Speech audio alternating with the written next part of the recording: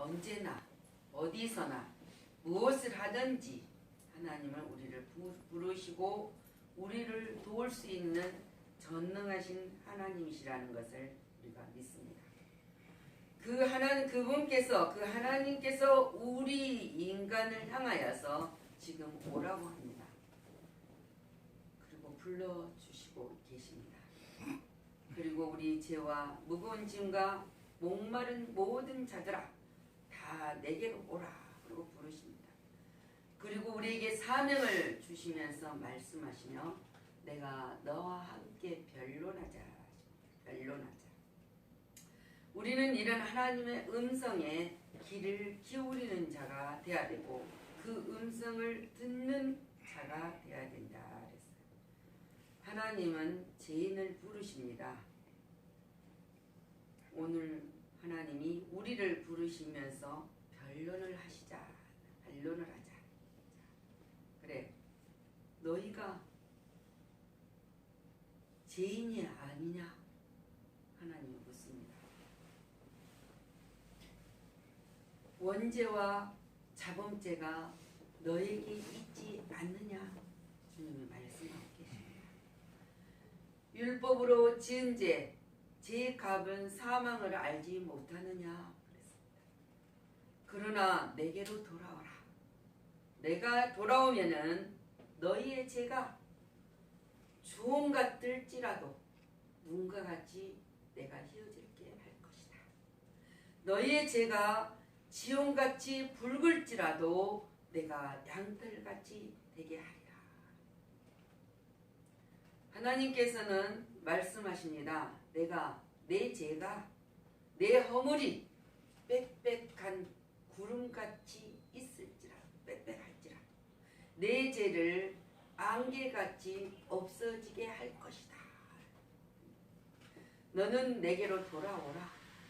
돌아오면은 내가 너를 구속하여 줄 것이다. 근데 우리는 그 구속함을 받는 자들입니다. 이와 같이 하나님께서는 때때로 인간들에게 뭡니까? 함께 너와 나와 함께 의논하자. 그것을 허락했다는 함께 대하자. 나누자. 무엇이 답답하냐? 나누자. 무엇이 너에게 필요하냐? 그래, 나누자. 하나님 말씀하십니다. 자, 소돔과 고모라를 멸망하였을 때 그 천사들은 아브람을 먼저 찾아왔습니다. 그럴 때 소돔과 고모라를 멸하는 그 말을 들은 아브람은 대화를 합니다. 그 소돔과 고모라의 의인 50명이 있으면 멸하지 않겠습니까? 그렇다. 내가 절대 멸하지 않겠다. 그런데 또한 그 소돔과 고모라 의인 45인이 있어도 멸하지 아니하시겠습니까? 내가 그렇겠다. 또 아브라함이 묻습니다. 의인 30이 있어도 멸하지 아니하겠습니까? 나는 30이 있어도 멸하지 않겠다. 죄송한데 또 한 번 묻겠습니다. 의인 20명이 있어도 멸하지 않겠습니까? 그래, 멸하지 않겠다. 다시 한번 또 구합니다. 의인 10명이 있어도 멸하지 않겠습니까? 그렇다. 근데 소돔과 고모라에는 의인 10명이 없었습니다. 그러나 아브람이 롯을 생각하여서 하나님과 지금 변론을 하고 있습니다. 대화를 하고 있습니다. 천사를 통해서 대하는 그 아브람의 기도, 간절한 마음을 품고 롯의 가족 4명이 구원을 받았던 것을 볼 수 있습니다. 그 중에서도 세상의 것을 미련을 버리지 못한 롯의 처녀는 소금 기둥이 되어버리고 또 딸 둘은 아버지와 함께 범죄를 하는 행동을 했습니다. 그거는 믿음이 있음이 아니라 하나님이 아브라함을 통해서 롯을 구원해 주셨던 것처럼. 자, 모세를 부를 때도 하나님은 변론을 합니다. 모세야, 그러니까 이제는 이스라엘 백성들을, 내 백성들을 애굽에서 인도에 내야 될 텐데 네가 가서 인도에 내라 하실 때 모세는 하나님과 변론합니다. 나는 입이 둔하고 나는 못 갑니다. 그때 하나님은 이적을 일으키죠. 모세야, 네가 들고 있는 것이 뭐냐? 양치는 지팡이였거든요. 그 지팡이를 던져놨을 때 이적이 일어나서 뱀이 됐고 다시 집을 때 모세는 그 지팡이가 되었습니다. 또 이적을 보입니다. 너희 손을 품 안에 넣어봐라. 넣었더니 손을 빼니까 문둥병이 걸려 있었습니다. 다시 손을 넣으라 그럴 때 두 손이 깨끗하게 됐습니다. 이런 이적을 하나님이 모세에게 일으켜 세워주시고 모세가 부름을 받아서 애굽으로 가는 사건이 있습니다. 모든 이적 행함을 받으면서 갔던 이 모세지만은 그 하나님이 모세를 불러서 쓰기 때문이다. 그리고 하나님이 의논을 하는 거잖아요. 모세에게 명령을 하면서. 근데 욥도 마찬가지입니다. 욥도 얼마나 많은 변론을 합니까? 근데 하나님이 뭐라고 말씀하십니까? 너희들이 변론을 할 때도 그들의 길과 주장이 공평치 않음을 드러내 보여주십니다. 너희들은 절대 너희들이 변론한 것은 맞지 않아. 공평치 않다. 그러면서 하나님의 요구는 단순히 뭐입니까? 하나님께서 모든 죄를 용서하시며 하나님의 길을 갈 수 있도록 인도하신다 그랬어요. 근데 하나님은 그럼에도 불구하고 너희는 이르기를 주의 길이 공평하지 아니하다 하는구나. 하나님 말씀하십니다. 그러면서 이스라엘 족속들아, 지금 거룩한 백성들아, 성도들아 들을지어다. 그래. 들을지어다. 내 길이 어찌 공평하지 않느냐?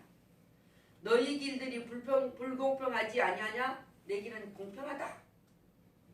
그들의 죄를 숨길 수 없음을 주님은 말씀하고 계십니다. 그러므로 우리가 진정으로 회개하고 죄의 문제를 해결받으려면은 하나님께 나아가야 된다. 그리고 그분과 더불어 진지하게 지나온 과거의 허물을 의논해 보라는 거예요. 의논. 내가 이렇게 많은 죄를 졌는데 그래도 내가 하나님의 사랑을 받을 수 있을까요? 근데 하나님 뭐랍니까? 앞날에 대한 새로운 결단을 네가 해라. 그러면 그것은 믿으면 내가 그 모든 것은 다 사해지는 것을 인정하라는 거예요. 인정. 그럴 때 하나님께서는 모든 죄를 용서하시면서 우리를 선한 길로 인도하여 주신다는 사실을 믿어야 된다. 믿으시기 바랍니다. 하나님의 요구는 단순히 즐겨 순종하는 것뿐이에요. 즐겨하면서 순종하는 것뿐이에요. 순종의 결과는 뭐입니까? 오늘 땅의 아름다운 소산을 먹을 것이다. 아멘. 그리고 그러나 반대로 불순종하면은 너희가 나를 배반하고 떠나면 칼에 삼키우리라고 말씀하고 계십니다. 그러나 순종은 강압에 의한 것이 절대 아닙니다. 믿음으로 하는 거예요. 믿음. 반대로 불순종하는 것이 모든 어려움 가운데 살아가는 삶 속에 불순종하면 어려움이 있지만은 정말 그 순종을 정말 은혜로 받은 그 사랑 안에서 순종하면 자원하는 마음으로 하나님께 복종하기를 원하는 자들에게 임하는 하나님의 축복은 놀랍다는 사실을 믿어야 된다. 한 번도 하나님이 약속하신 그 복을 우리에게서 빼앗아간 적이 없어요. 우리가 그 순간을 놓치는 것뿐이지 빼앗아간 적은 없다는 거예요. 그 놀라운 축복을 우리가 날마다 뭐라 합니까? 임마누엘 함께 하시면 주시겠다는 거예요.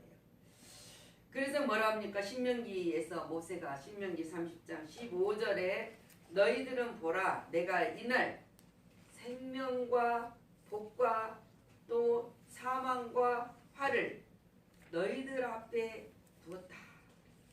너희는 선택하라. 그런즉 내가 이날 내게 주가 하나님 주께서 내 하나님을 사랑하고 그분의 길들을 걸으며 그분의 명령과 규례와 법도를 지킬 것을 명령한다. 그리하면 내가 살고 번성할 것이다. 또 내 하나님 여호와께서 내가 가서 너희들이 소유할 땅에서 내게 복을 주실 것이다.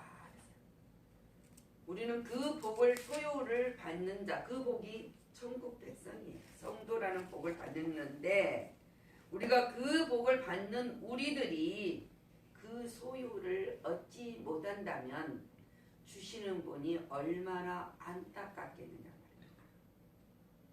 이와 같이 순종하는 자에게 대한 축복과 불순종하는 자에 대한 저주가 확실하다는 거예요. 여기서 순종은 믿음이에요. 불순종은 믿지 않는 것이에요. 그렇지만 오늘날에도 하나님께서는 하나님의 택한 백성들이 순종함으로 복된 삶을 영위하기를 원하시고 계신다는 사실을 여러분들은 잊어서는 안 된다는 거예요. 그래서 하나님께서는 사랑하는 자들아 너희의 수고하고 무거운 짐을 짐진 자들아 내게로 오라 부르신다.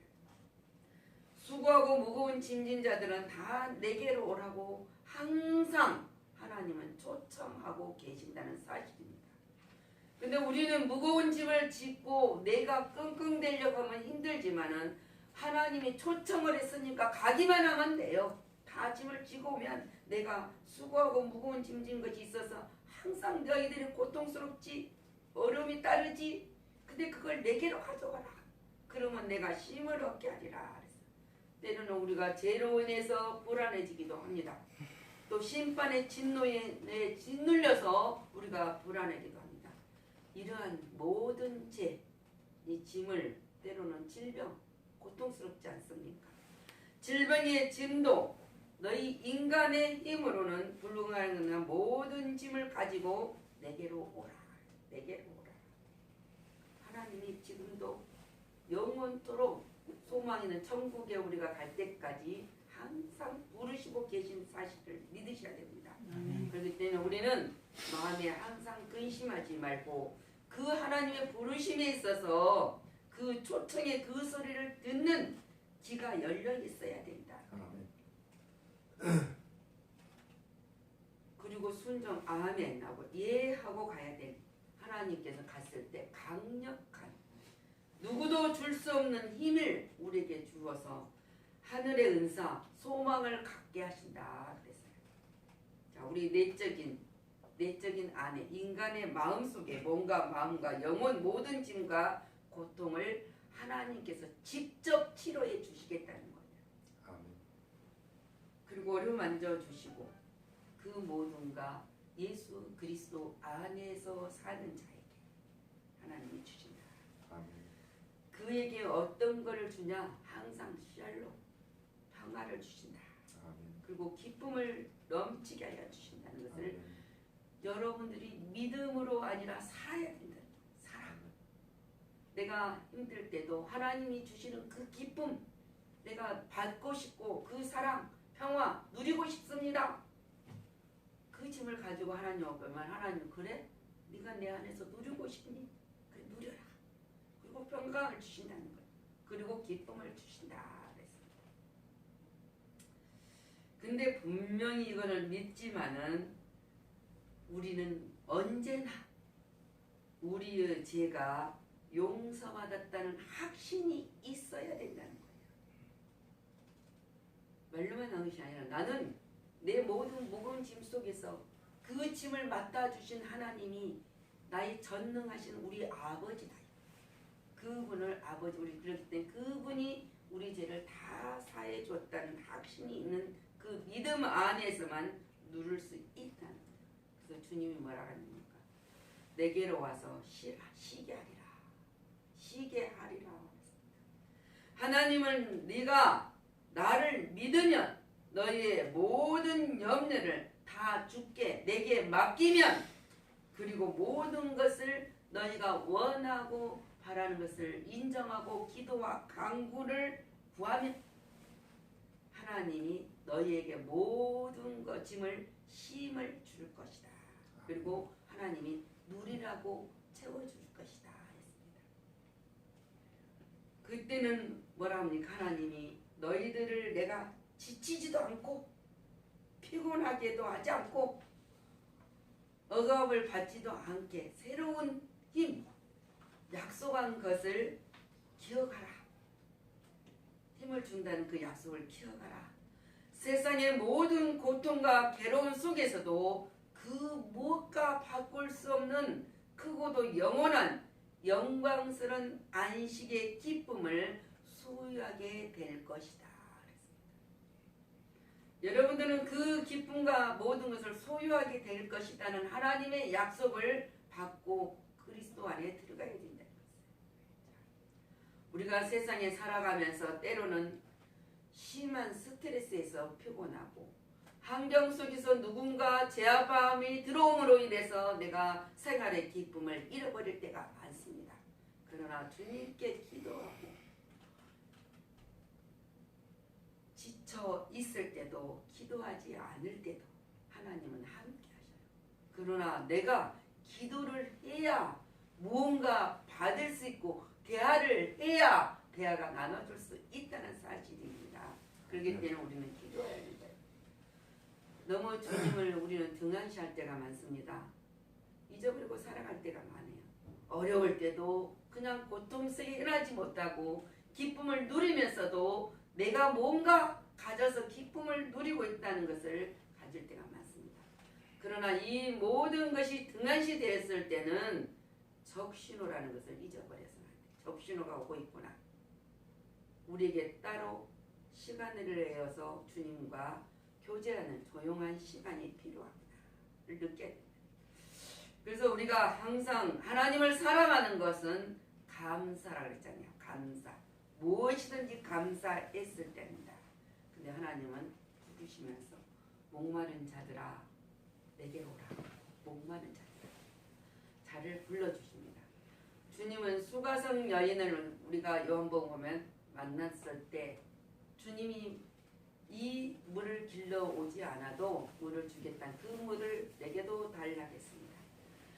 그럴 때 주님은 그 여인에게 너에게 너는 남편을 5이나 바쁜 연인이 있었다고 말합니다. 근데 주님은 말씀입니다. 율법으로 이 5이라는 남편은 세상적 법으로 말하는 것. 율법의 남편으로서는 이 생수의 강, 목마른 생수의 강을 먹을 수 없다는 것을 가르치기 위해서 이 여인에게 질문을 하고 있다는 사실입니다. 그러면서 내가 주는 물은 영원히 목마르지 아니한다고 말씀합니다. 그 속에서 영생하도록 하는 샘물이 넘쳐나리라. 그것은 나를 믿는 자, 나를 믿는 자는 성경의 이름과 같이 그 배에서 생수의 강이 흘러나리라고 하였습니다. 세상에는 갈증만 있습니다. 어떤 것이든 만족감을 찾을 수 있는 것이 별로 없습니다. 그러나 예수께서 나와 생수를 마셔라. 그 말씀은 성령 충만함으로 성령께서 신자의 가장 깊은 심령 속에서 역사하심을 잊지 마라. 역사하고 계셔요. 우리가 느끼지 못하여서 그렇지 항상 역사하고 계신다는 사실을 우리는 믿어야 된다. 그래서 도움을 청해야 된다. 자, 나는 목마른 자들에게 물을 준다. 마른 땅에 시내가 흐르게 한다. 나의 영을 내 자손에게 나의 복을 내 후손에게 부어준다고 주님이 약속하십니다. 여호와가 너를 항상 인도하여 메마른 곳에서도 내 영혼을 만족하게 하며 내 뼈를 견고하게 하리니 너는 물된 동상 같겠고 물이 끊어지지 아니한 샘 같을 것이라고 주님 이사야 선지자를 통해서 말씀하고 계십니다. 하나님이 우리에게 모든 목마름을 채워주신 그 하나님께서 성령의 충만함을 그 사람들에게 요엘 선지자를 통해서 말씀한 것처럼 그 후에 내가 내 영을 만민에게 부어주리니 너희 자녀들은 장래일을 말할 것이며 너희 늙은이는 꿈을 꾸며 너희 젊은이는 이상을 볼 것이다.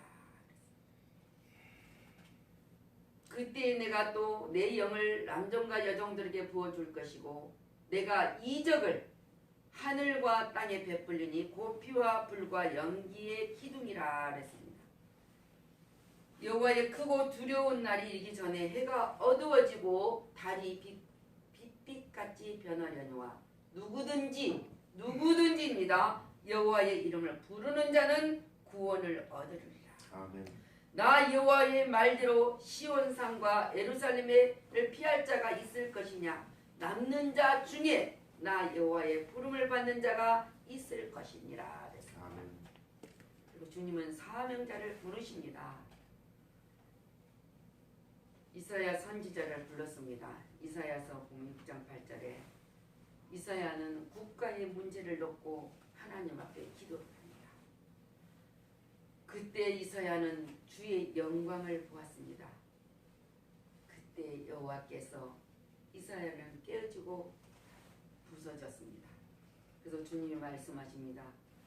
누구를 보내냐고 하는 하나님의 영광에 충만한 것을 보았습니다. 천사들이 찬양하는 소리를 들었습니다. 기도하다가 자기가 더러운 모습을 보게 되었고 자신의 죄도 발견하게 되었습니다. 제단 숯불이 위에 더러운 입의 죄가 체하여졌습니다. 새로운 사람으로 태어난 이사야가 회개하며 자신을 발견하였습니다. 주님 말씀하십니다. 내가 나를 위하여 누구를 보낼까? 주님, 하나님의 음성을 들은 이사야가 말씀하십니다. 주님, 내가 여기 있나이다. 나를 보내소라. 하나님의 말씀의 음성에 순종하게 되었던 이사야 선지자가 오늘도 하나님이 부르시는 자들이 많습니다. 이 모양 저 모양의 어려운 상황 속에서도 진실로 하나님의 일을 할 자를 부르고 계신다는 사실을 믿어야 돼요. 각자의 재능을 주시고 그 잘난대로 하나님은 역사해 계셔요. 그러면서 지금도 오늘도 이 시간도 누가 나를 위하여 갈고 진정한 사명자를 불러주신다. 추수할 일꾼들을 부르신다. 성령이 내게 임하면 내 증인 땅끝까지 내 증인이 되리라. 사명 감당할 자를 부르고 계십니다. 우리는 그 일에 동참하는 자요 그 일에 합력하는 자가 되는 것이다. 그때 주님이 항상 함께 하십니다. 하나님은 오늘 나를 항상 원하고 계신다는 사실을 우리는 믿어야 됩니다. 그리고 순종해야 됩니다. 그리고 우리를 언제나 하나님은 새 사람으로 만드시고 그 다음에 능력을 부어넣어 주셔서 사명을 주시고 주님이 쓰시기에 합당한 자로 하나님 만들어 가신다는 사실입니다. 그럴 때 우리는 주님이 원하시면 아멘 하겠습니다. 우리 자신들을 하나님 앞에서 항상 발견할 수 있는 자가 되어야 된다 그랬어요. 그것이 바로 뭐입니까? 기도하고 찬미하는 자가 되는 것이다. 오늘 이 말씀을 우리가 새김질하면서 우리가 25일 날 성탄절입니다.